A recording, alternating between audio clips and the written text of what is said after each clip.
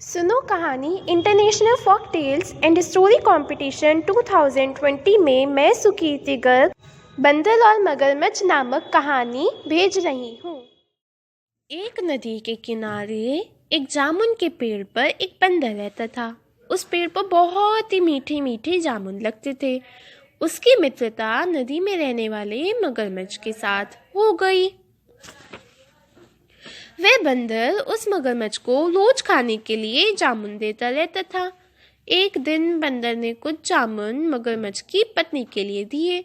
मगरमच्छ ने जामुन अपनी पत्नी को खिलाए। जामुन उसे बहुत अच्छे लगे।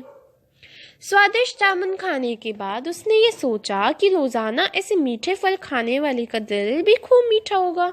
उसने अपने पति से कहा कि उस बंदर का दिल खाना चाहती है। अब वह अपनी जिद पर अड़ गई।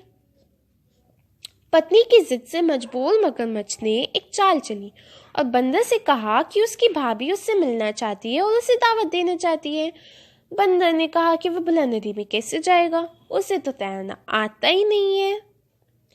मगरमच्छ ने उपाय सुझाया, तुम मेरी पीठ पर बैठ जाओ, मैं तुम्हें अपने घर ले चलूंगा। भाभी से भी मिल लेना और स्वादिष्ट भोजन का भी आनंद ले लेना, फिर मैं तुम्हें सुरक्षित किनारे पर छोड़ दूंगा। बंदर अपने मगरमच्छ मित्र की बात का भरोसा कर उसकी पीठ पर सवार हो गया। जब वे नदी के बीच में पहुंचे तो मगरमच्छ ने बता दिया कि उसकी पत्नी उसका दिल खाना चाहती है। बंदर का दिल टूट गया, लेकिन बंदर ने अपना धैर्य नहीं खोया। वह तपाक से बोला, ओ मेरे मित्र, तुमने ये बात मुझे पहले क्यों नहीं बताई? मैंने तो अपना दिल जामुन के पेड़ में संभाल कर रखा है। अब जल्दी से मुझे वापस नदी के किनारे ले चलो ताकि मैं अपना दिल लाकर अपनी भाभी को उपहार में देकर उसे खुश कर सकूं। मूर्ख मगरमच्छ बंदर को लेकर नदी के किनारे की तरफ मुड़ गया। जैसे ही नदी का किनारा आया, बंदर ने तपाक से जामुन के पेड़ पर छलांग लगाई और क्रोध में भरकर बोला, मूर्ख, दिल के बिना भी क्या कोई जिंदा रह सकता है? जा, आज से तेरी मेरी दोस्ती समाप्त।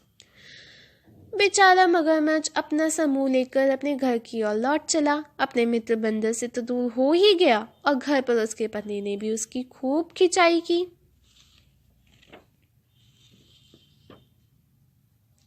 सन 2019 व 20 कोरोना नामक महामारी पूरे विश्व में फैल गई।